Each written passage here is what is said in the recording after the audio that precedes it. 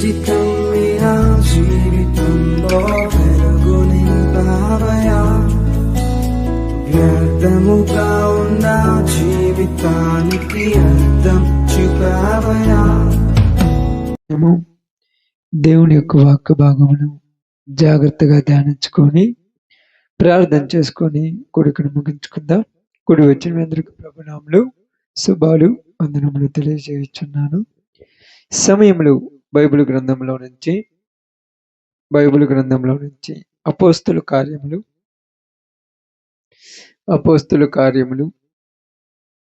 13వ అధ్యాయము.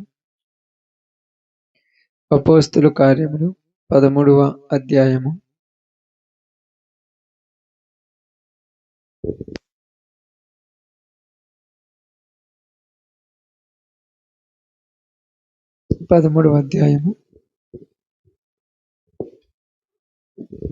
ఓకే, 13వ అధ్యాయంలో నుంచి ఒక మంచి విషయం మీకు తెలియచేసి కొడుకును ముగించుకుందాం. 18వ వచనాన్ని జాగ్రత్తగా చదువుకుందాం. ఇంచుమించు 40 ఏండ్ల మట్టుకు అరణ్యములో వారి చేష్టలను సహించను. దేవుడి వాక్య భాగం మన మధ్యలో ఆశీర్వదించును గాక. ఆమేన్. చాలా జాగ్రత్తగా బైబిల్ గ్రంథమును మీరు జాగ్రత్తగా అర్థం చేసుకోవడానికి ప్రయాసపడండి అమ్మా. మీరు జాగ్రత్తగా. ఎందుకు చెప్తున్నానంటే సత్యము దూరముగాను చాలా లోతుగా ఉన్నదని మీకు ఎన్నోసార్లు చెప్పాను. ఈ రోజులలో యేసు ప్రభు వారిని నమ్ముకోవటానికి ఇష్టపడే జనాలు ఎక్కువ, నమ్ముకునే జనాలు తక్కువ. అంతే కదా, ఇష్టపడే వాళ్ళు ఎక్కువ, యేసు ప్రభు వారిని నమ్ముకునే వాళ్ళు తక్కువ అయిపోయారు.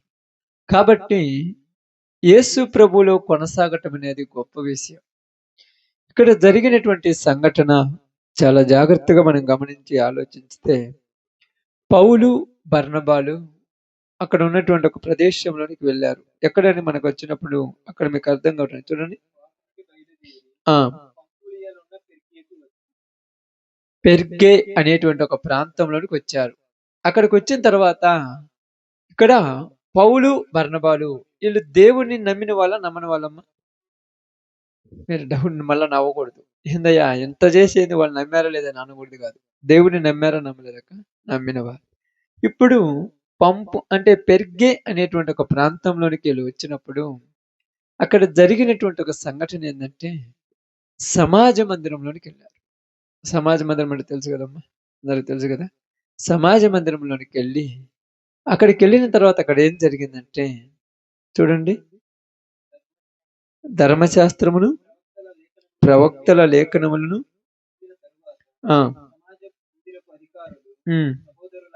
సహోదరులారా, ప్రజలకు మీరు ఏదైనా బోధవాక్యము చెప్పవలనని ఉన్న ఎడల, వీళ్ళు అక్కడికి వెళ్ళిన తర్వాత అనుకున్నారు, అక్కడ ధర్మశాస్త్రం చదువుకున్నారు, వాళ్ళ ప్రకారము అన్ని అయిపోయిన తర్వాత పౌలు బర్నబాలు అక్కడికి వస్తున్నారు, మీరు కూడా ఏదైనా చెప్పాలనుకుంటే చెప్పండి అన్నారు. ఇప్పుడు చెప్పాలనుకుంటే చెప్పమన్నప్పుడు తెలిసిన వాళ్ళు కాబట్టి చదువుతారు, తెలియని వాళ్ళు ఏమంటారు,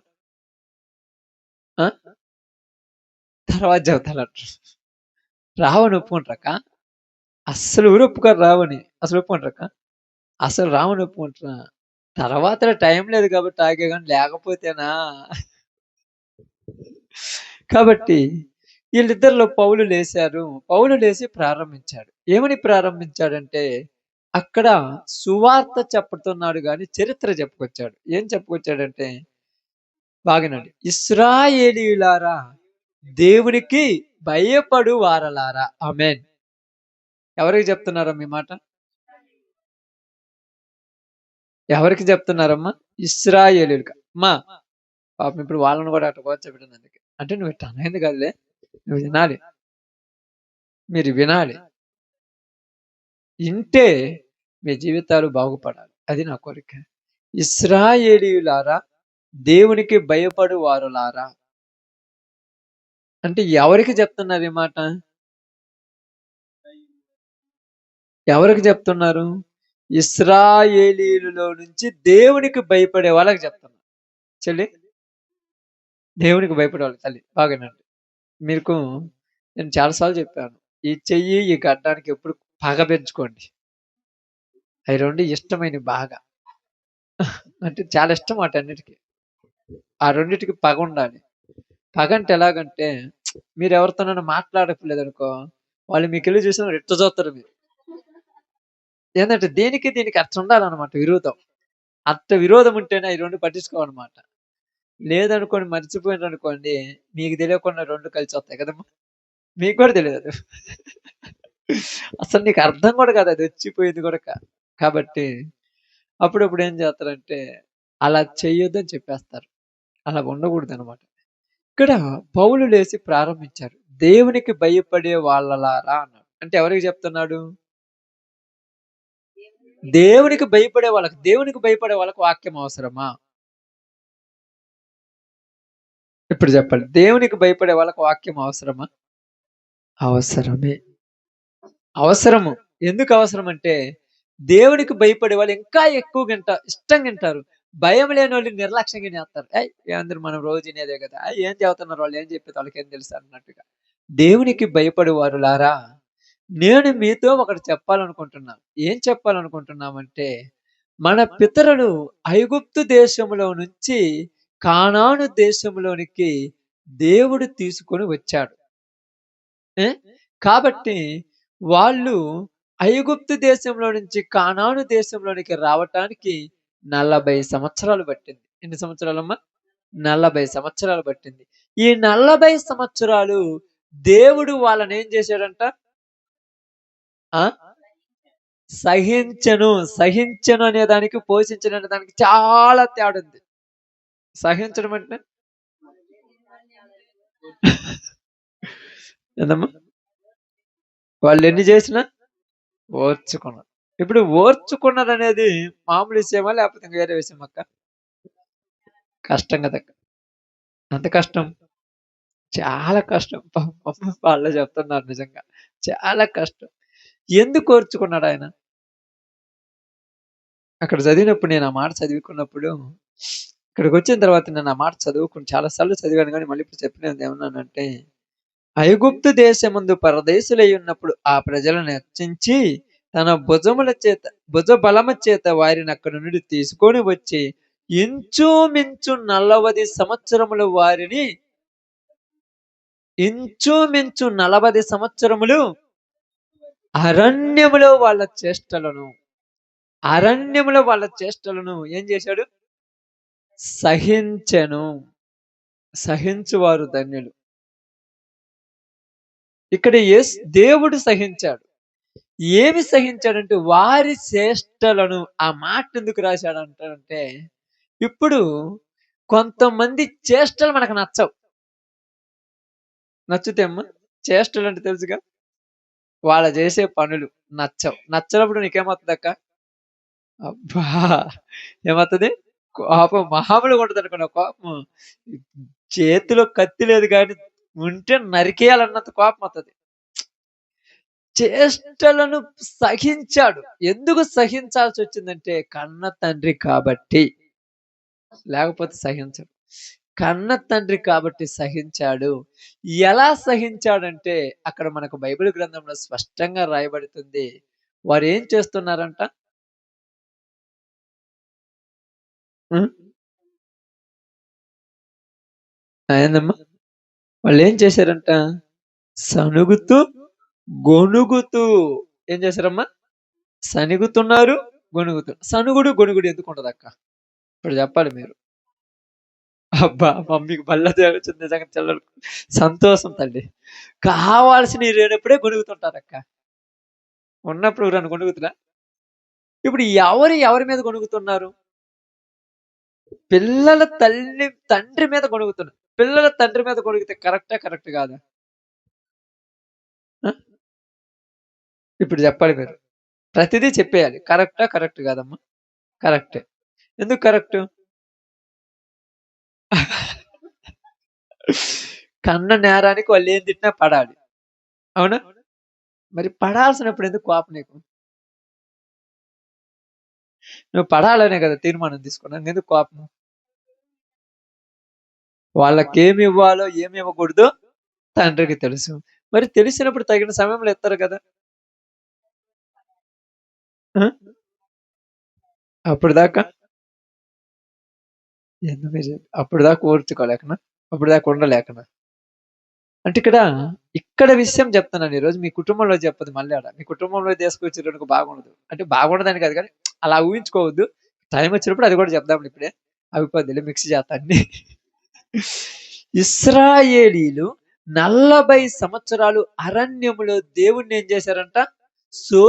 శోధించారు. శనిగారు, గొనిగారు. ఎలాగంటే అరణ్యంలో నుంచి బయటకు వచ్చినప్పుడు మంచోళ్ళమ్మ వాళ్ళందరూ.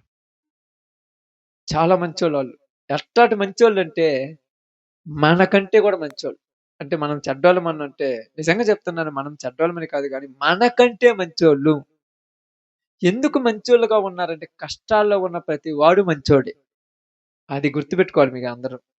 కష్టాల్లో ఉన్నటువంటి ప్రతి వాడు మంచివాడే. ఆమేన్. ఎందుకు కష్టాల్లో మంచోళ్ళని చెప్తున్నాను చెప్పండి? ఎందుకు చెప్పండక్క? ఆలోచించండి మీరైనా. కష్టాల్లో ఉన్న ప్రతి వాడు మంచివాడని ఎందుకు అంటున్నాను? ఎందుకు అంటున్నానంటే మీ మీకు అర్థం కావటానికి చెప్తాను. కష్టాల్లో ఉన్నవాడు చెడు చెయ్యడు. అంతే కదక్క! భార్య బాగలేక హాస్పిటల్ బెడ్ మీద పడుకుంటే ఈ జోబులో ఇన్నుంటాయి రూ. 500 నోట్లు. ఇన్ని 2 కట్టలు పెట్టుకుంటాడు. ఆ హాస్పిటల్ ముందు టీ, నీళ్ళు తాగితే ఏడ రూ. 5 అయిపోతాయేమో, రూ. 5 బిల్లు కట్టడానికి ఉంటాయేమని పక్కన దాచిపెట్టుకొని డాక్టర్ వచ్చేటువంటి రూమ్ కొంచెం ఎదురు చూస్తా ఉంటాడు. పిల్లవాడికి ఏం చెప్తాడు? పిల్లోడి రిపోర్ట్ ఎలా ఉందో, ఎక్స్‌రే కావాలా? లేకపోతే బెడ్ కావాలా? ఎక్కడికి తీసుకుపోవాలా? ఇయన్నీ ఉంటాయి. ఇప్పుడు ఈడికి ఎవరైనా వచ్చేసి మందు తాగుదామంటే నా కొడుకు చావు బతుకులుంటే మందు తాగరమ్మంటావు. బుద్ధున్నదా లేదురా నీకు? అంటే ఇప్పుడు మంచోళ్ళే. ఇశ్రాయేలీయులు కూడా అరణ్యంలో ఐగుప్తు దేశంలో ఉన్నప్పుడు మంచోళ్ళే. ఎందుకంటే వాళ్ళని పెట్టే కష్టాలు అట్లాంటియి. ఇప్పుడు టైం ఉందా వాళ్ళకు? పాపం చేయటానికి టైం ఉందా? ఏ? దొంగతనం చేయటానికి టైం ఉందా? వ్యభిచారం చేయటానికి టైం ఉందా? మద్యపానం తాగటానికి టైం ఉందా? వాళ్ళకున్న టైం మొత్తం ఏం చేస్తున్నారు? ఇటుకలు చేస్తున్నారు. ఇటుకలు ఎలా చేస్తున్నారు? నాన్ స్టాప్‌గా చేయాలి. గడ్డిరే మీరే పోయి కొయ్యకాళ్ళు ఏరుకొచ్చుకోవాలి. కొయ్యకాళ్ళు ఏరుకొచ్చుకొని ఇటుకలు తయారు చేయాలి. మొత్తం పెట్టాలి కాబట్టి టైం లేనకుండా గ్యాప్ లేకుండా చేసినప్పుడు ఇప్పుడు వాళ్ళు మొరపెడుతున్నారంటక్క దేవుడికి. వాళ్ళు మొరపెడుతున్నారంట. ఏమని మొరపెడుతున్నారంటే, దేవా మమ్మల్ని జ్ఞాపకం చేసుకోవా అని మొరపెడుతున్నారంట. వెంటనే దేవుడు జ్ఞాపకం చేసుకొని వారి నిమిత్తమై మోషేను పంపించి ఫరో రాజు దగ్గర నుంచి మోషేను విడిపించి బయటికి మోషే ఇశ్రాయేలుని విడిపించి బయటికి తీసుకొని వచ్చిన తర్వాత ఎర్ర సముద్రం దగ్గరికి వచ్చినప్పటి నుంచి స్టార్ట్ అయిందమ్మా గొడవలు. ఎర్ర సముద్రం దగ్గరికి రాగానే ముందు చూస్తేనేమో ఎర్ర సముద్రం ఉంది, వెనకేమో ఫరో సైన్యం ఉంది. ఎర్ర సముద్రంలో చంపేయటానికి మమ్మల్ని తీసుకొచ్చావా? అక్కడ ఉన్నా బాగుండు కదా అన్నాడు. అంటే కష్టం వచ్చిన ప్రతిసారి ఎవరిని తిడుతున్నారు? అది ఇక్కడ మనం. అంటే పిల్లలకు కష్టం వచ్చిన ప్రతిసారి ఎవరిని తిట్టడం చేత కాదు కాబట్టి మిమ్మల్నే తిడతారు. ఎవరినైనా తిడితే ఒప్పుకుంటారమ్మా? ఇంటి పక్కలోళ్ళని తిడితే ఒప్పుకుంటారా? మరి ఒప్పుకునేది ఎవరు? అందుకే నీ మీద కోపపడతారు. అందుకే నీ మీద అసహ్యించుకుంటారు. అందుకే నువ్వంటే అంటే చాలా మంది తెలుసా? పెద్దోళ్ళు మనం అప్పుడప్పుడు అంటాం చూడండి. మన మీదకి ఒంటికాలి మీద వచ్చేస్తారు.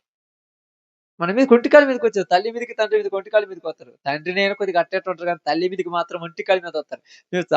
మీరు అవకాశం ఇయ్యరు గానీ అవసరమైతే మిమ్మల్ని కొట్టి మీ మీద కూర్చుంటారు వాళ్ళు. ఏంది ఎంత చీప్ అయిపోయారంటే ప్రేమ కాదది స్వతంత్రం. ఏందది? స్వతంత్రం. ఎందుకంటే పెట్టేవాళ్ళు, కొట్టేవాళ్ళు, బాగు చేసేవాళ్ళు మీరే కాబట్టి స్వతంత్రం. ఇప్పుడు తండ్రి మీద స్వతంత్రం కాబట్టి గొణుగుతున్నారు. ఏందయ్యా మమ్మల్ని ఎందుకు తీసుకొచ్చావన్నారు. ఇప్పుడు గొణిగిన ప్రతిసారి గూడక దేవుడి గారికి ఎవరు పోయి అడుగుతున్నారు? మోషే అంటున్నాడు. దేవా ఈళ్ళని బయటికి తీసుకురమ్మని చెప్పావు.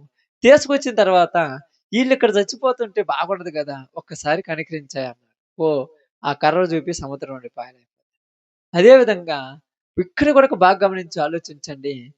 ఇశ్రాయేలీయులు ఆ 40 సంవత్సరాలు ఒకటి ఎర్ర సముద్రం దగ్గర, రెండోది నీళ్ళ దగ్గర, మూడోది ఆహారం దగ్గర, నాలుగోది మాంసం దగ్గర, ఐదోది మళ్ళా నీళ్ళ దగ్గర ఇలాగ చాలా సార్లు దేవుణ్ణి ఇబ్బందులు పెట్టారు. దేవుని మీద సనిగారు, గొణిగారు. ఇలా సనిగి, గొణిగిన ప్రతిసారి గూడక వాళ్ళేమన్నారు చెప్పండమ్మా మీకు తెలిస్తే?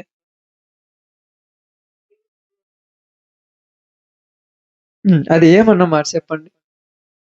ఇక్కడున్న మీరందరిలో ఎవరైనా చెప్పాలి. మీకందరికి ఎన్ని సార్లు చెప్పుంటాను. మీరు చాలా దిక్కులు వాక్యం వింటుంటారు గదా! చాలా మార్లు చెప్పుంటారు. ఏమన్నారు వాళ్ళు? మంచిదింగా. ఓకే. ఆ! ఏంది? అసలు నువ్వు మమ్మల్ని చంపడానికి అసలు చంపే అంటే అంటే వాళ్ళ మనసులోనికి ఏమొచ్చేసింది? అంటే ఎవరిని బెదిరిస్తున్నారు? ఎవరిని బెదురుతుర్రు? నేను చచ్చిపోతా అని చచ్చిపోయేవాడు చెబుతడా? ఏం చేస్తున్నాడు? బెదిరిస్తున్నాడు. బెదిరిస్తే బెదురుతడా? ఆ! బెదరరా? ఆ! మీకు అర్థం కాలేదు బెదరక? మీకు అర్థం కాలేదు అప్పుడప్పుడు ఏమంటారో తెలుసా? నువ్వు ఇంటికి రా, నువ్వు ఇంటికొచ్చే లోపు నేనుంటే చూడు. ఇంటికొచ్చే లోపు లేకుండా యాడికి పోతాడు? ఈడికి చెమట్లు పట్టుకుంటూ పరుగులు తీసుకొని వస్తాడు. ఓరే! ఓరే! ఓరే! ఏమని చేసుకుంటదో? ఏం చేసుకుంటదో? ఏం చేసుకుంటదో? ఏం చేసుకుంటదో? ఏందే తొందర తొందర పోతుంది. ఇప్పుడు ఎవరైనా మధ్యలోకొచ్చి రాయ్యా కూర్చుందుంటే, కూర్చుండేదేంది ఇంటికాడ చాలా పనుంది నాకని అర్జెంట్‌గా పోతాడు. వచ్చి చూసాక శుభ్రంగా కడుపు నిండా తినేసి, ఆ మూలన ఒక మంచం ఉంటే ప్రశాంతంగా పోయి ఏమి ఎరగనట్టుగా పడుకొని నిద్రపోతుంటాడు. పోయి చూసి అప్పటి వరకు పిలవరు. నువ్వు పిలిచేదాకా నేను పిలవాలన్నోళ్ళు ఏమంటారు తెలుసా? తిన్నవా?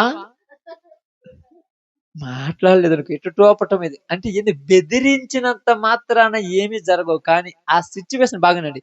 ఆ సందర్భము, ఆ సిట్యుయేషన్ ఎలా ఉంటదంటే మనిషిని టెన్షన్ పెట్టేస్తది.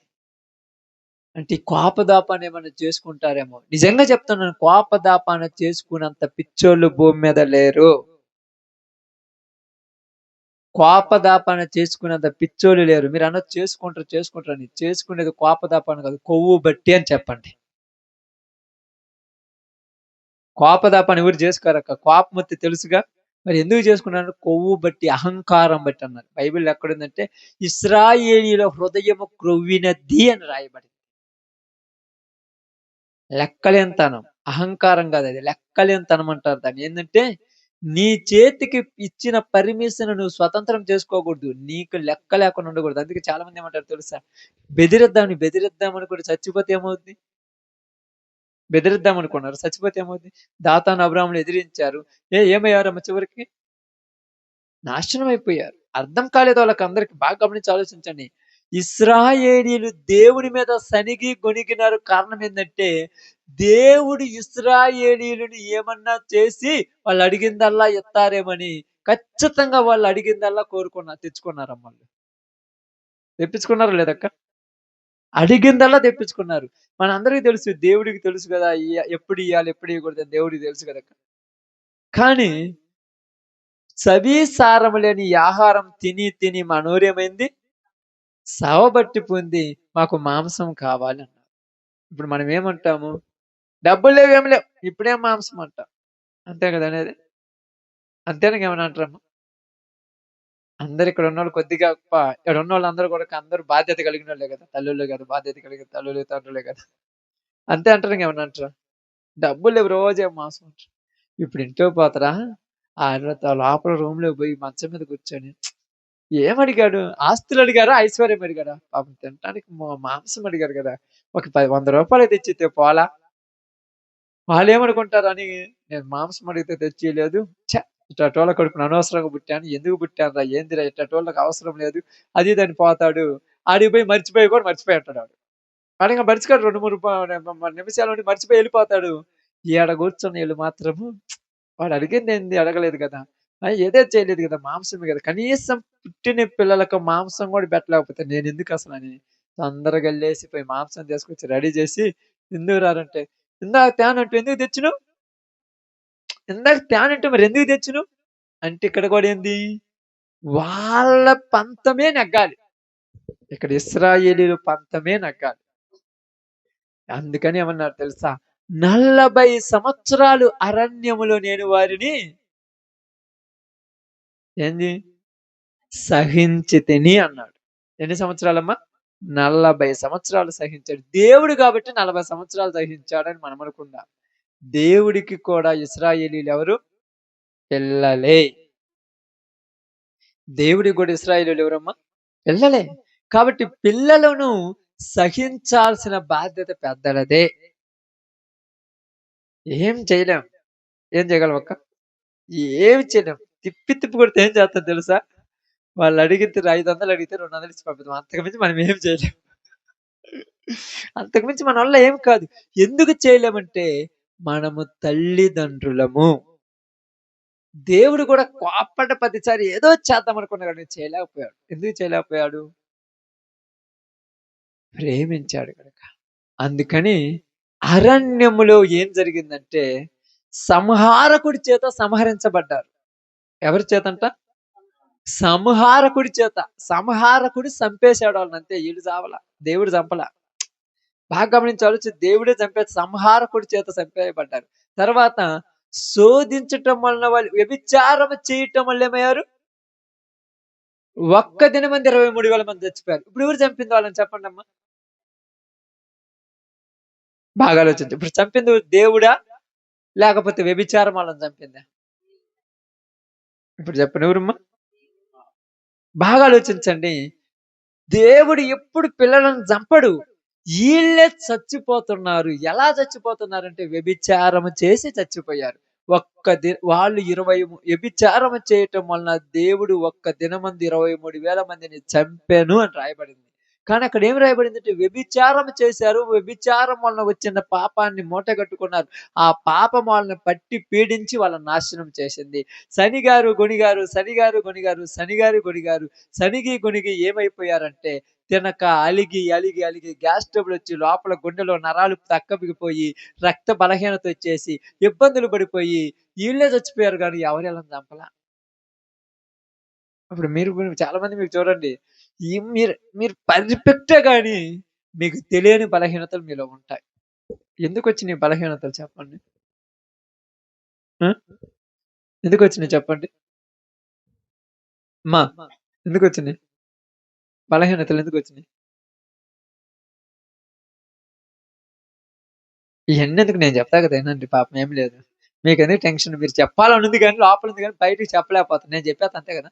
నేను తాగుబోతుండి. నేను తాగినాను, శుభ్రంగా కడుపు నిండా తిన్నాను, యాడో పురదలో పడిపోయాను. నా గురించి దిగులు పడి బోధనకుండా మానుకుంది తల్లిగారు. బంగారమ్మ బోధన మానుకుంది. తర్వాత పోయి చూస్తే నీ గుండెలో నరాలు పడిపోయి నువ్వు పని చేయలేవు, ఏం చేయలేవు. ఎవరికి దిక్కుంగా? ఇప్పుడు ఏమంటాను తెలుసు, నేను ఇంటికి వచ్చి నాతో నీకెందుకు టెన్షన్, నేను పర్ఫెక్ట్ ఉన్నా చూడు, నేను బాగానే ఉన్నాను చూడు అంటాడు. మరి నువ్వే కదా బలహీనమైపోయింది. ఇప్పుడు నీకు నడుములు నొప్పులు వస్తాయి, నీకు గుండె నొప్పి వస్తుంది, నీకు కళ్ళు తిరుగుతుంటాయి, నీకు పక్షవాతం వస్తుంది. అప్పుడేమంటా తెలుసా, నేను ఇంత బాధ ఉంటే కనీసం మాత్ర కూడా ఇవ్వలేదు. అన్ని బాధలు ఊరు తెచ్చుకోబరు నేను ఊరు తెచ్చుకోబరు. నాకు అర్థం కాలేదు. బాధ్యత ఏంది? బాధ్యత ఏందంటే బాధలలో పిల్లలు ఉన్నారు గనుక వాళ్ళకు బొవ్వు వండి పెట్టడం బాధ్యత. నీ పని చేతనైతే బయటికి పోయి పని చేసి 500 రూపాయలు డబ్బులు తీసుకొచ్చి దాచిపెట్టడం బాధ్యత. ఎవరో వాడి కోసం నువ్వు అలిగి బోధన కొనడం బాధ్యత కాదది.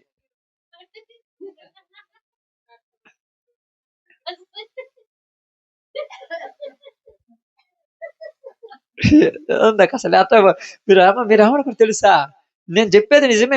నేను ఓపెన్ చెప్పలే, బైబిల్ చెప్తాను. ఎవరో వాడు ఎందుకన్నాడంటే బైబిల్ ఏం చెప్పింది? భార్య భర్తలో, భర్త భార్యలో సగభాగం కదా.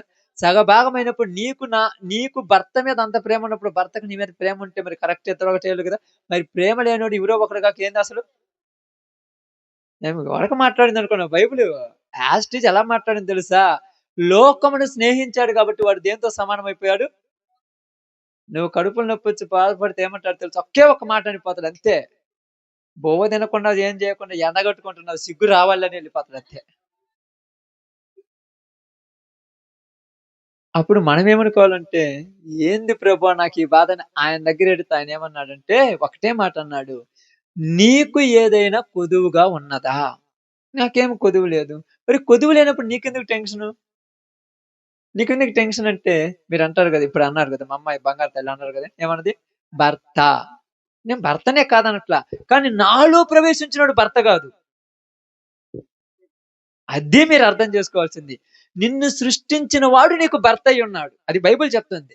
నిన్ను సృష్టించిన యెహోవా నీకు భర్త అయి ఉన్నాడు. ఇప్పుడు నన్ను సృష్టించింది, నిన్ను సృష్టించి మనందరిని సృష్టించింది దేవుడు. ఇప్పుడు నాలోకొచ్చినోడు ఎవరు? సృష్టికర్త. తాగుబోతుతనానికి నన్ను అలవాటు చేసినోడు వాడొకడున్నాడు. వ్యభిచారానికి నన్ను అలవాటు చేసినోడు ఆడొక దెయ్యముంది.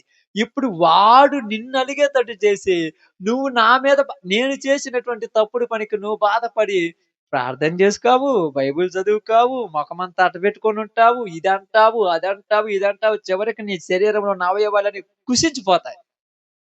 డాక్టర్ గారి దగ్గరకి పోతే, "నీకే జబ్బు లేదమ్మా, కానీ ఒక జబ్బుందంటారు." ఏంది? ఏం జబ్బది? ఆ! ఆలోచన జబ్బా? నీకే జబ్బుంది తెలుసంటే, భర్త అనే జబ్బుంది. అది పోయేదాకా బాగుపడమంటాడు. అది పెద్ద జబ్బు. ఎందుకంటున్నానంటే, నేనేమి వదిలిపెట్టమని చెప్పట్లా. ఒక రకమైన బాధ్యతలయిపోయాయి. వివాహమైంది. 10 సంవత్సరాలయింది. పెళ్ళిళ్ళయిపోయినాయి. పెళ్లయిపోయింది. వివాహమైన తర్వాత పిల్లలు పుట్టారు. పిల్లలను చూసుకోవాలి. కుటుంబంలో స్త్రీ ఎలా ఉండాలో అలా నడుచుకోవాలి. అది నీ బాధ్యత. నాబాలు ఎలాంటోడు? మోటువాడు, పనికిమాలినోడు. అబిగయీల్ ఎలాంటిది? సుబుద్ధి కలిగిన స్త్రీ. సుబుద్ధి కలిగిన స్త్రీ ఇంట్లో అన్నిటిని సక్రమంగా చేసుకొని అన్ని బాధ్యతలు కలిగి జీవించటం లేదా? నాబాలు గురించి దిగులు పడితే బాగుపడేదా? ఆలోచించాలి. ఎప్పుడు కూడా ఆలోచించుకుంటే బైబిల్ ఏం చెప్తుందంటే, ఇశ్రాయేలీయులను ఎవరు సహించాడు? దేవుడు సహించాడు. ఇప్పుడు నీ బిడ్డలను నువ్వు సహించాలి. ఎన్ని రోజులయ్యా? అది ఇప్పుడు క్వెషన్ అంతే కదా! అంతేనన్నా కాదా? ఎన్ని రోజులు? ఉన్నన్ని రోజులు మీ వల్ల కాదులే. మనోళ్ళ కాదులే ఉన్నన్ని రోజులు. వాడి నెత్తిన 4 గింజలేసేదాకా. తర్వాత ఏం చేస్తారక్క? ఏం చేస్తారు తెలుసా? ఆ అమావాస్యకు, పున్నానికి ఎప్పుడో నువ్వు కుదార్తంగా ఇంటికాడ పని లేకుండా కూర్చొని 4 ముక్కలు తెచ్చుకొని తినేతావు. అప్పుడు గుర్తొత్తరు గానీ మిగతా సంవత్సరం గుర్తే రారు. వాళ్ళ పని వాళ్ళు చేసుకుంటారు. వాళ్ళతో నాకెందుకే ప్రశాంతంగా ఉండరనుకుంటారు దూర ప్రాంతాల్లో. కానీ ఎందుకని ఇక్కడ నేను చెప్తున్నానంటే, పౌలు గారు ఈ మాట చెప్పాడు. మన పితరులని మన పితరులైన ఇశ్రాయేలీయులను దేవుడు 40 సంవత్సరాలు సహించి అన్నాడు. 40 సంవత్సరాలు సహించంటే ఖచ్చితంగా సహించాడు. కాబట్టి నేను మీకు చెబుతున్న మాటేందంటే, అయ్యలారా సహించి తదుపరి వారి కొరకు కానానులో ఉన్నటువంటి 7 జాతులు వాళ్ళని ఎల్లగొట్టి ఆ కానాను దేశాన్ని వీళ్ళకిచ్చాడు. కోప్పడ్డాడు గదా! ద్వేషించుకున్నాడు గదా! ఎవరినో వెళ్ళగొట్టి ఆ రాజ్యాన్ని ఎలకేయటమేంది నాకర్థం కాలేదక్క. ఏమున్నది? ప్రేమ అని చెప్పండి. దాని వెనకున్న అర్థమేంది? ప్రేమ. సహించిన దాని వెనకేముంది? ప్రేముంది. అందుకని దేనిలోనికి పంపిస్తున్నాడు? సస్యశ్యామలమైన ప్రదేశంలోనికి పంపించారమ్మా. ఎలాంటి ఆ? పాలు తేనెలంటే సస్యశ్యామలం అంటే ఆనందంగా, సంతోషంగా ఇక నువ్వు పని చేయాల్సిన పనిలే ప్రశాంతంగా నువ్వు జీవించేటట్టు పంపించాడు. నువ్వు వెళ్ళి ఇత్తనాలు ఎత్తొచ్చే కేజీ గింజలు నాటితే 50 కేజీ 100 కేజీలు పండుతాయి. అట్టాంటి చోట నిలబెట్టాడు. అక్కడ నీళ్లు సమృద్ధిగా ఉంటాయి. ఏటు ఓటు నాటిన మొక్క ఎంత బాగుంటుందో అలాంటి చోట నిన్ను ఉంచాడంతే. అదే ఐగుప్తు దేశంలో నుంచి కానాను దేశంలోనికి వచ్చింది పాలు తేనెలు ప్రవహించే దేశం. అలాంటి దేశంలో పెడితే అక్కడ పోయిన తర్వాత ఇక్కడ వీళ్ళకేమనిపించిందమ్మా? చూడండి తర్వాత 19 వచ్చిన చదువు ఒకసారి. 20 ఇంచుమించు 450 సంవత్సరములు ఇంట్లో జరిగను. ఆ వారికి న్యాయాధిపతులు దయచేసి ఏం జరిగిందంటమ్మా? 450 సంవత్సరాలు ఉన్న తర్వాత ఏం జరిగిందంటే, ఈ 450 సంవత్సరాల్లో మంచి భూమిని ఇచ్చాడు కదక్క. సస్యశ్యామలమైన భూమినిచ్చాడు. సమృద్ధిగా పంట పండుతుంది. మంచిగా నీళ్లున్నాయి. వాళ్ళకి కావాల్సిన ఇళ్ళున్నాయి, పొలాలున్నాయి, ఆస్తి ఉంది, ఐశ్వర్యం ఉంది, అంతా బాగుంది. ఎంత మంచిగా ఇచ్చేసి అన్ని సమృద్ధినిస్తే ఇప్పుడు హృదయంలో చెడిపోయిన వారే చెడు మార్గాల్లోకి వెళ్ళిపోయారక్క. అది పద్ధతేనా అసలు వాళ్ళకు? సహించాడు, ఓర్చుకున్నాడు, ఏదైతే అదైందిలే అని చెప్పేసి వయసు వచ్చేదాకా పెళ్లి చేశారు. పెళ్లి చేసిన తర్వాత ఇల్లు కట్టించాడు. ఇల్లు కట్టించిన తర్వాత పొలం కొన్నాడు. పొలం కొన్న తర్వాత అన్ని సమృద్ధిగా ఇచ్చాడు. ఒక 5, 6 లక్షల రూపాయలు బ్యాంక్‌కి బ్యాలెన్స్ కూడా ఇచ్చాడు. బిజినెస్ చేసుకొని నీ బతుకు నువ్వు బతకమంటే, ఈ 5 లక్షలు తీసుకుపోయి బెట్టింగ్‌లో పెట్టాడు. ఇల్లు తాకట్టులో పెట్టాడు. పొలం అమ్మేశాడు. ఇది పద్ధతేనా? ఇప్పుడు చెప్పండి, ఇది పద్ధతేనా కాదా? పద్ధతి కాదు కదా! పద్ధతి కాదు గాబట్టి ఈయననేం జేశాడు దేవుడు? ఏం జేశాడు తెలుసా ఊరికన్నా? మీరు బైబిల్ ఆడేం కానరాదు. అస్సలు కానరాదు. ఈళ్ళను ఫిలిష్తీయుల చేతులకి అప్పగించాడు. ఈళ్ళు పంట పండియటము, వాళ్ళొచ్చి కోసుకొని పోవటము. ఈళ్ళు పంట పండియటము, వాళ్ళొచ్చి కోసుకొని పోవటము. ఏంది ప్రభు అంటే, మీరు కష్టపడింది వేరే వాళ్ళు తీసుకపోతే మీకెంత బాధ? అవును గదా! మేము గూడా మిమ్మల్ని కష్టపడి పెద్దోళ్ళని జేత్తే నువ్వు వేరే వాళ్ళ కాడికి పోతే మాకు గూడా అంతే బాధ. మాకు గూడా అంతే బాధ. నువ్వు కష్టపడిన దాన్ని వేరే వాళ్ళకి తీసుకుపోతే ఏంది ఇలా జరిగిందనుకుంటే, మేము గూడా కష్టపడి మిమ్మల్ని పెద్దవాళ్ళని జేత్తే, మీరు గూడా వేరే వాళ్ళకి బానిసలైపోతే మాకు బాధే. దేవుడు మనల్ని ప్రయోజకుల్ని జేయాలనుకుంటే, మనం దెయ్యాలకు బానిసలైపోయినప్పుడు దేవుడికి బాధైపోయింది. వెంటనే ఏం జేశాడు? న్యాయాధిపతులను పుట్టించాడు. న్యాయాధిపతులొచ్చారు. న్యాయమును తీర్చారు. ఇప్పుడేమన్నారంటే, మాకు గూడా రాజు కావాలంటున్నారు. ఎవరు కావాలంట? మాకు రాజు కావాలన్నారు. అప్పుడు సమూయేలు ఎళ్ళాడు. ఏందయ్యా రాజులు వాళ్ళకు న్యాయాధిపతులు కాదంట రాజు కావాలన్నాడంటే, వాళ్ళ ఇష్టము. నన్నేం చేయమంటే వాళ్ళేది కోరుకుంటే అదే ఇస్తానన్నాడు. ఇప్పుడు వెంటనే ఏ సౌలును రాజుగా చేశాడు. ఎవరిని? కీసు కుమారుడైనటువంటి సౌలును రాజుగా చేశాడు. సౌలు రాజుగా చేయబడిన తర్వాత ఇశ్రాయేలు 40 సంవత్సరాలు ఏలాడు. ఆ తర్వాత సౌలు తర్వాత దేవునికి ఇష్టానుసారుడైన కుమారుడైనటువంటి దావీదును పంపించాను. ఆ దావీదు వాళ్ళని ఏలుకుంటూ వచ్చాడు. ఏలుకుంటూ వచ్చిన తర్వాత అంటే మీకు త్వరగా ముగించాలని చెప్తా. ఏలుకుంటూ వచ్చిన తర్వాత ఆ దావీదు సంతానంలో నుంచి సర్వలోకంలో ఉన్న మనందరి కొరకు ఈ యేసు ప్రభువును పంపించను. ఆయనను మీరేం చేశారు? ఎంత బాగుందో చూడు అసలు. ఆయనను మీరేం చేశారు? సిలువ వేసితిరి. ఎందుకు ఈ మాటలన్నీ చెప్తున్నారంటే, మీరెవరు? మీరెవరు? ప్రారంభంలో చెప్పిన మాట గుర్తుందా? మీరెవరు? దేవునికి భయపడేవాళ్ళు. దేవునికి భయపడే మీరు యేసు ప్రభువుని సిలువ వేయొచ్చా? అంటే ఇప్పుడు ఈళ్ళేమంటారంటే, మేము దేవుడికి భయపడతాం గానీ, ఈ యేసు ఎవరు? అంటే దేవుడంటే భయముంది గానీ, యేసు అంటే భయం లేదు ఈ ప్రజలకు. అందుకని ఏం చేశారు? ఆయనను సిలువకు అప్పగించారు. అందుకేమన్నారు తెలుసా? నరహంతకుడైనటువంటి బరబ్బను కోరుకున్నారు. మీకు మేలు చేస్తామన్నటువంటి ఈ యేసుని సిలువకేశారు. అయితే దేవుడు ఆయనను 3వ దినమున లేపెను. దానికి మేము సాక్షులము. దానికి మేము సాక్షులము.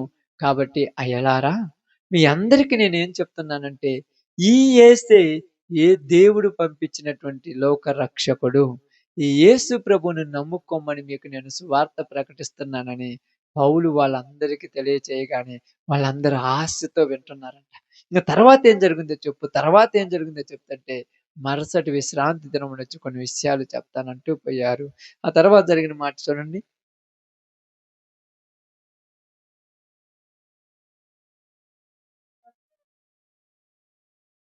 నేను చెప్తాను.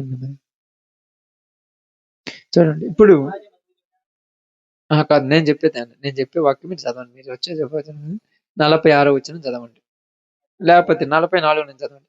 మరుసటి విశ్రాంతి దినమున దాదాపు ఆ పట్టణమంతయు దేవుని వాక్యం వినుటకు కూడి వచ్చెను. యూదులు జనసమూహమును చూసి మత్సరముతో నిండుకొని దూషించుచు పౌలు చెప్పిన వాటికి అడ్డము చెప్పిరి. అప్పుడు పౌలును బర్నబాయు ధైర్యముగా ఇట్లనిరి, దేవుని వాక్యం మొదట మీకు చెప్పుట కరెక్టే, మీకే చెప్పాలి. కానీ మీరు త్రోసివేశారు గనుక ఇప్పుడు నేను అన్యజనుల వద్దకు వెళుతున్నాను. మొట్టమొదటి వారని చెప్పినప్పుడు ఆశతో విన్నారు. ఇళ్ళ కాడికి పోయి చాలా మందికి చెప్తే వాళ్ళు కూడా వచ్చారంట. ఇంకా ఆశ తింటున్నారంట.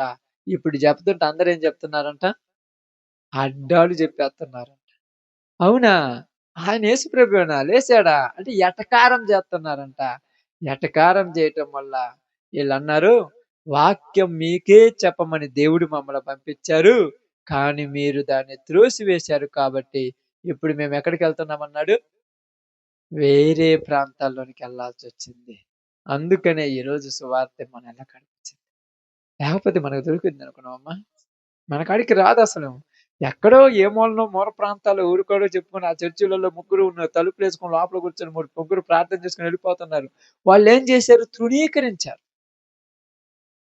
తృణీకరించారు. ఎలా తృణీకరించారంటే మాకెందుకులే చెప్పటం అన్నట్టు తృణీకరించారు. అందుకని సువార్త పక్కకు వచ్చేసింది. కాబట్టి ఈరోజు మీ అందరికి నేను చెప్పే మాట ఏంటంటే, దేవుడు ఇశ్రాయేలీయుల్ని ఏం చేశాడమ్మా? 40 సంవత్సరాలు సహించాడు. సహించిన 40 సంవత్సరాలలో వాళ్ళు చంపింది దేవుడు చంపలేదు. ఎవరు చంపారు? వాళ్ళని వాళ్ళే చంపేసుకున్నారు. వాళ్ళ పాపమే. అప్పుడప్పుడు మనం కూడా ఇప్పుడు మీరు కూడా అనుకోవచ్చు. ఏమన్నా వీళ్ళేదన్నా అనుకుంటారు వీళ్ళేదంటే వాళ్ళు ఏం చేసుకోరమ్మా. వాళ్ళు చేసిన పాపమే వాళ్ళని చేస్తది. అర్థమవుతుందా? అప్పుడప్పుడు మీరు టీవీ న్యూస్‌లో చూస్తుంటారు కదక్క. ఏందంట తల్లిదండ్రుల మీద కోపంతో పురుగుల మందు తాగిందంట. తల్లిదండ్రుల మీద కోపంతో పురుగుల మందు ఎవరైనా తాగుతారక్క? మరి ఎందుకు తాగింది? దాని వెనక కారణం ఒకటి ఉంటది. తల్లిదండ్రులని హెడ్డింగ్ అంతే. ఆ కారణం బయటకొస్తే బాగుండదుగా.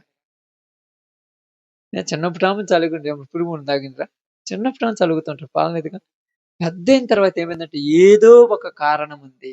ఎందుకు ఈళ్ళు అరణ్యంలో సంహరించబడ్డారంటే, అరణ్యంలోకి వచ్చిన తర్వాత ఈళ్ళకి ఏమి ఎక్కువైపోయింది? పక్క పద్ధతులు మారిపోయి బాగా పద్ధతులు ఎక్కువ ఎగస్ట్రా పద్ధతులు వచ్చేసాయి. అయ్యే వాళ్ళని చంపేసాయి. ఇప్పుడు ఈళ్ళేమంటారంటే, నువ్వు తిట్టడం వల్లే చచ్చిపోయారు. తిడితే చచ్చిపోయేవాళ్ళైతే ప్రారంభంలోనే చచ్చేవాళ్ళు. అర్థమైందా? తిడితే చచ్చేవాళ్ళైతే ఆ 10వ సంవత్సరంలో 8వ సంవత్సరం కొట్టగానే చచ్చేవాళ్ళు కదా! ఇప్పుడు ఎంతోడు మనోడు ఎంతోడు కటికిన అలుగుతుండే. కటికిన ఇంతోడే. మామూలుగా అలగడు వాడు. వాడు అలుగుడు చూస్తుంటే అసలు నాకే మైండ్ బ్లాక్ అవుద్ది. ఎంత లావున అలుగుతాడంటే ఇట్టున్నాడు ఇట్ట తిరిగిపోతాడు అంతే. మామూలుగా టక్కని తిరిగిపోతాడు. ఇంతే ఉండేవాడు. వాడి కోపము మళ్ళీ 2 నిమిషంలో ఏమైపోద్దమ్మా? నువ్వు నాతో మాట్లాడు నాన్న అని వెళ్ళిపోతాడంతే. అది తల్లిదండ్రుల మీద కోపం ఉంటే 10 రోజులు ఉంటది. 10 నిమిషాలు ఉంటది. తర్వాత అయిపోద్ది. ఇప్పుడు ఈళ్ళేమంటారంటే ఆ 10 నిమిషాల్లో డెసిషన్ తీసుకున్నంత ఘోరమైన తప్పులు తల్లిదండ్రులు చెయ్యరు. మరి ఎందుకు చేసుకుంటున్నారంటే తల్లిదండ్రులకి ఈళ్ళకి మధ్య ఏదో ఒక అడ్డం ఉంటుంది. ఆ అడ్డమే ఈళ్ళని పాడు చేసింది. వాటి కోసం చచ్చిపోయి ఆ హత్య తల్లిదండ్రుల మీద ఎత్తన్నారు అంతే. ఎవరినో ప్రేమించుంటారు. వాళ్ళు మాట్లాడలేదు కాబట్టి నువ్వు మాట్లాడకపోతే బ్లేడ్‌తో కోసుకుంటావు. నువ్వు భయపెట్టామని బ్లేడ్‌తో కోసుకుంటావు. ఆ బ్లేడ్‌తో కోసుకున్న రక్తమంతా పోతుంది. చచ్చిపోయి అంటాడు. నువ్వు రేపు పొద్దున్న నాకు ఫోన్ చేయకపోతే మందు మింగుతానంటాడు. ఫోన్ చేయటానికి తల్లిదండ్రులు పోనీయలేదు. పోనీయకపోతే ఎట్టా? పోనీయకపోతే ఈళ్ళని బెదిరిద్దాం అనుకుంటారు. ఆ ఫోన్ కోసం ఈళ్ళు చచ్చిపోయారు. కానీ తల్లిదండ్రుల మీద కోపము కాదు. తల్లిదండ్రుల మీద కోపంతో ఎవరు చావరు. మరి ఎందుకు చచ్చిపోయారంటే ఈళ్ళకున్న దరిద్రాలను ఈళ్ళని చంపేసాయి. ఈళ్ళకున్న దరిద్రాలున్నాయి. అయి మనకు కూడా కానరావు. అప్పుడప్పుడు మనం అనుకుంటే ఏం కానరావంటే, కానరాని పాపం వాళ్ళని పట్టి బంధించిందమ్మ. దానికి మనం ఏం చేద్దామమ్మ? అమ్మ ఏమైనా చేయగలరా మీరక్క? మనం అనుకోవచ్చు. అంత చీప్‌గున్నారంటే అంతకంటే ఘోరమైన చీప్‌గున్నారు. ఇప్పుడిప్పుడు కొంతమంది చెప్తుంటారు నాకసలు నవ్వొస్తుంటది. ఏంది ఇలా అయిపోయారంటే తల్లిదండ్రులకి, పిల్లలకి మధ్య అన్యోన్య సంబంధం ఇది. తెగిపోయేది గాదు. ఎందుకంటే పేగు బంధం ఇది. కానీ మధ్యలో వచ్చే బంధం ఒకటున్నది చూడు. అది చంపేసే బంధం. అవసరాలకు వాడుకుంటారు. అవసరం తీరిన తర్వాత వదిలేస్తారంతే. ఎప్పుడైనా చూసిండ్రనుకోండి, అప్పుడప్పుడు కొంతమంది పిల్లలు గదా! బైక్ మీద ఫాస్ట్‌గా పోతుంటారు. మీరంటారు, "ఇంత ఫాస్ట్ ఎందుకు పోతారంటే" వాడిని ఫాస్ట్ బొమ్మని వాడి లోపల ఉన్నటువంటి ఆ తత్వం ప్రేరేపించిందంతే. వాడికేం ఆలోచన లేదు ఫాస్ట్ పోని. నేను ఫాస్ట్ పోతే నా గురించి అక్కడ 10 మంది అనుకుంటే, నా గురించి గొప్పగా అనుకోవటం వల్ల అక్కడ నాకు సంబంధించినోళ్ళు ఇని, అబ్బా! నీ గురించి భలే అనుకుంటున్నారే అని. ఈడు పడిపోతే కాలిరిగితే వచ్చేమన్నా నీళ్ళిత్తరమ్మా? ఏమన్నా బోయబెడతారా? ఏమన్నా తప్పించుకుంటారా అసలు? పట్టించుకుంటారా? లేదు. అందుకెందుకు చెప్తున్నానంటే, చాలా సార్లు మీకు చెప్తున్నాను. దేవుడు పిల్లలనెప్పుడు చంపేయడు. దేవుడు పిల్లలను చంపనట్టుగానే తల్లిదండ్రులు బిడ్డలను చంపరు. తల్లిదండ్రుల మీద పిల్లలకు కోపం కాదు ఉండేది. అది ఒక రకమైనటువంటి అది కూడా అంతే. 2 నిమిషాలు ఉంటది, మూడో నిమిషం. ఎందుకంటే అవసరం మనతోటి. మన అవసరం తీరిపోయేదాకా అదే. కానీ చాలామంది అంటారు వాడన్నాడు, ఈడన్నాడు, వాడన్నాడు అని కాదు. ఏదో లోపల ఉంటది. అది కరెక్ట్ కారణం. అది ఎతకలేక ఎళ్ళిపోయారు. 23,000 మందిని చంపాడు దేవుడనంటే, ఒరేయ్! దేవుడు చంపాడు అనుకుంటారేమని మధ్యలో ఏం తగిలిచ్చాడు? ఏం చేశారు? వ్యభిచారం చేశారు కాబట్టి చచ్చారు. దాన్ని నా తప్పు లేదు. అది. నా తప్పుంటే నా తప్పుంటే నన్ను చెప్పాలి. నేనెందుకు చంపుతాను? కన్న కొడుకులను కన్న తల్లులు చంపుకుంటారమ్మా. అలా చంపేవాళ్ళైతే ఈడు తలకాయ నొప్పి చేస్తారు పెద్దయినప్పుడైతే. చిన్నప్పుడు ఉంటది చూడండి. చిన్నప్పుడు ఏం చేస్తారు? చిన్నప్పుడు తెలుసు కదా! అప్పుడే ఆ వడ్ల గింజ ఒకటేసైతే ఖతం. ఈరోజు తలకాయ నొప్పి ఉండదు కదా! మళ్ళా మీకిక్కడ డేంజర్ ఏం చెప్తా చూడండి.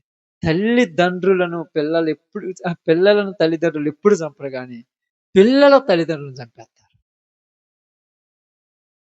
మనం అనుకుంటాం ఈళ్ళు చత్తరు అంత లేదు నిద్రపోతుంటే మన గొంతు కోసిపోయే రకాలు ఈళ్ళు. అడ్డమైతే ఎవరినైనా చంపేస్తారు అంతే. తల్లా, తండ్రి అని లేదు. అడ్డమైతే ఎవరినైనా చంపటానికి ఎనకాడరు. కాబట్టి ఈరోజు మీ అందరికి చెప్పిందేంటంటే, ఒక చిన్న మాటేంటంటే, దేవుడు మనల్ని సహించేవాడు. ఎన్ని చేత్తన్నాం తెలుసా మనము? ఎన్ని చేత్తన్నాం తెలుసా? ఎన్ని సంవత్సరాలుంటోళ్ళు? 40 సంవత్సరాలు చేశారు. ఈరోజు మనం దేవునిలోనికొచ్చి 40 సంవత్సరాలు అయిందా లేదో తెలీదు గానీ, ఈ రోజుకి గూడా ఒక వాక్యం వింటున్నాము, ప్రార్థనలు చేస్తుంటాము, పాటలు పాడుతుంటాము, స్తుతి అర్పిస్తుంటాము, దేవుడే మొక్కమంటాము. మనలో ఉన్న కొన్ని తత్వాలను మానుకోలేమక్క. ఎందుకంత అడ్డమైపోయాయి అక్క మానుకోలేకపోవటానికి?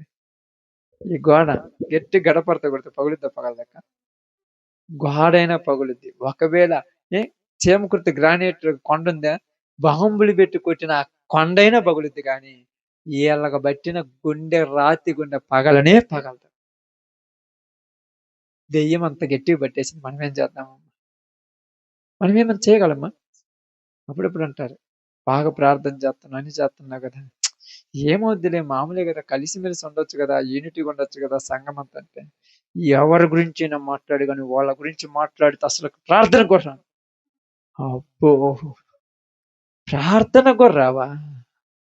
ఏం చేయాలి అక్క ఈళ్ళను? ఇప్పుడు అక్కడ పెట్టేటువంటి ఏమన్నా ఆ యొక్క బాంబ్ అంటారు చూడు. ఆ బాంబ్ పెట్టి గుండెలో పెట్టినా కూడా పగులుద్ది. బాంబే భయపడాలి వాళ్ళ దగ్గర పగలాలంటే. నిజంగా చెప్తున్నాను. అంత కఠినమైన నిర్ణయాలు తీసుకుంటారు. ఫరో లాంటి హృదయం. ఫరో హృదయం ఎలాంటిదంట? కఠినమైన హృదయం. ఒకప్పుడు మాటలు మాత్రం బాగుంటాయి గానీ క్రియలుండవు. కాబట్టి ఈరోజు మనందరికి బైబిల్ చెప్తున్న మాటేంటంటే, మనం ఇంకా తప్పు చేస్తున్న బతికున్నామంటే అర్థమేంది? దేవుడు సహిస్తున్నాడని ఒప్పుకోను అంతే. ఇంక ఏమి లేదు. దేవుడు సహిస్తున్నాడు. మరి ఎందుకమ్మా జబ్బులు, రోగాలు, కడుపుల నొప్పులు, గ్యాస్ ట్రబుల్, గుండె జబ్బులు, ఆ జబ్బులు, ఈ జబ్బులు వస్తున్నాయంటే నువ్వే చేసుకొని తెచ్చుకుంటావు. దానికి దేవుడికి అస్సలు సంబంధం పెట్టకండి దీన్ని. దీనికి దేవుడికి సంబంధం పెట్టుకుంటారా? అస్సలు పెట్టుకోవద్దు. దేవుడికి ఎందుకు సంబంధం పెట్టుకోవద్దు అని చెబుతానంటే, దేవుడికి సంబంధం పెడితే మటుకు దేవుడేం చేయడది. హ్మ్. నేను ఇందాకనున్నా గదా! రోజు 10 గంటలు రాజకీయాన్ని యేసుకొని నోరు క్యాన్సరొచ్చింది. ఇప్పుడు దేవుడి మీద సంబంధం పెడితే బాగుంటదక్క? ఆ వస్తువు నా నోటిని కొరికేసింది. దానికి దేవుడికేం సంబంధం ఉంది? దేవుడు చెప్పాడు ఇది చెడు వద్దని చెప్పేసి. ఇంకొకడొకడున్నాడు ఏం చేస్తాడు? మందు తాగి లోపలున్న లివరు, కిడ్నీలు పాడైపోయినాయి. ఇప్పుడు దేవుడికి చెప్తే ఏంది? ఏం చేయలేడు. అది లోపలకు పోయింది కొరికేసింది. ఇంకేం కాదు దానికంతే. ఇప్పుడు బ్లేడుతో ఒకదానికి పోతే తెగుద్దా తెగదక్క? అలాగా. ఇప్పుడు పాపం చేసి ఏదో ఒక జబ్బు తెచ్చిపెట్టుకున్నాడు. దేవుడి మీద చెబితే ఏంది? అది తెచ్చుకున్న డబ్బు దానికి దేవుడికి సంబంధం లేదు. అది దేవుడు సహించేవాడు గానీ, పాపంతో జబ్బులు పెట్టేవాడు కానీ మనం చేసుకొని మనకొచ్చి మనం ఏమనుకుంటామంటే ఏమనుకోవాలో అర్థం కాక దేవుడి మీద నిందేత్తాం. ఇంత ప్రార్థన చేస్తున్నా కూడా నా గుండెలో నొప్పి తగ్గల. ప్రార్థన చేత్తేగా తగ్గేది. నీకున్న లోపలున్న ఆ దరిద్రపు బుద్ధిని పక్కన పడేస్తే తగ్గిపోద్ది. ఆకలే కాదు. ఎందుకు కాదు ఆకలి నాకు? మనిషిని కాదక్క? ఆకలే కాదనుకో ఎందుకు కాదు చెప్పండి? మనిషి కాదు. పని జరుగుతుంటే ఆటోమేటిక్‌గా ఇప్పుడు ఆటో నడుచుకుంటూ పోతుంది. పెట్రోల్ లేకపోతే నడుస్తదా? మరి ఆకలే కాదంట. ఆకలి ఎందుకు కాలేదంటే అవతది పైన ఒక రకమైనటువంటి వేరే టెన్షన్ ఉంటే ఇంకేం ఆకలవుద్ది? అప్పుడప్పుడు పెద్దోళ్ళు కొంతమంది చెబుతుంటారంట. కొన్ని రకాలైన పిచ్చుల్లో పడ్డాళ్ళకి ఆకలుండదు, నిద్ర ఉండదంట. ఆ పాట ఏదో ఉంటది. ఆకలుండదు, నిద్ర ఉండదు ఏదో అంటుంటారు కదా!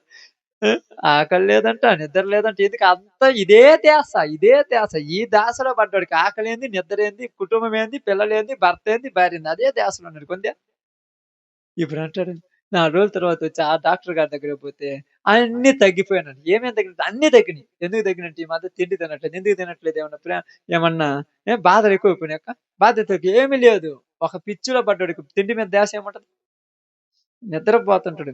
నిద్రన్న సక్రంగా పోతా 2 గంటలు కూడా అతను ఏంది నిద్ర పట్టట్లేదు. ఎందుకు పట్టుద్ది? కడుపులో పేగులు ఎలకలు ఎలుగుతుంటే ఎలకలు కయ్యి కుయ్యి అంటున్నాయి. నిద్ర రాదు. నిద్ర రాకపోతే ఏమంటాడు తెలుసా? ఏం అర్థం కాక అటు ఇటు తిరుగుతుంటాడు. ఆ అన్నం పెట్టాను లేసంటే, ఆ టైం కాడ అన్నం అడిగితే ఎక్కడ సిగ్గుబోద్దేమని నేనేమన్నా ఆకలితో ఉన్నాననుకున్నావా? ఏం లేదు ఊరక నిద్ర రాకున్నానంటాడు. ఆకలితో అలమటించిపోయి రోసానికి, పౌరుషానికి మళ్ళా పోయి మందు తాగి లోపల ఇంగా గుటకాలు తెచ్చుకుంటాడు. అంతేనా కాదా? మళ్ళీ ఇంకొకటేంది ఇక్కడ మనలేంది ఇప్పుడు అప్పుడప్పుడు పిల్లలుంటారు. ఎవరి కాలం పిల్లలు. ఏందంటే నాకు అన్నం తినబుద్ధి కాలేదు. అన్నం తినబుద్ధి కాకపోవటానికి ఏమన్నా రోబోవా? ఏదో ఒక రకమైనది మైండ్‌లోకి వచ్చుంటది జాగ్రత్త. అందుకే అన్నం తినట్లేదు, నీళ్లు తాగట్లేదు, ఏం పట్టించుకోవట్లేదు. ఏమొచ్చిందంటే చెబుతరా? చెబితే మళ్ళీ ఫీల్ అయిపోతాంగా. చెప్పరు ఒక్కసారి ఇంత పెద్ద అణుబాంబేసిపోతారు అంతే. ఇశ్రాయేలీయుల అణుబాంబు. ఏశారు. ఎలాంటి బాంబేశాడో తెలుసా? బాలాకు రాజు ద్వారా బిలామునే కొనేశాడు. అది అణుబాంబు.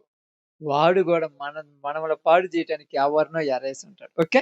అందరూ తల వంచండి. ప్రార్థన చేస్తాను. ప్రార్థన చేసుకొని ఈ సమయంలో కోరికను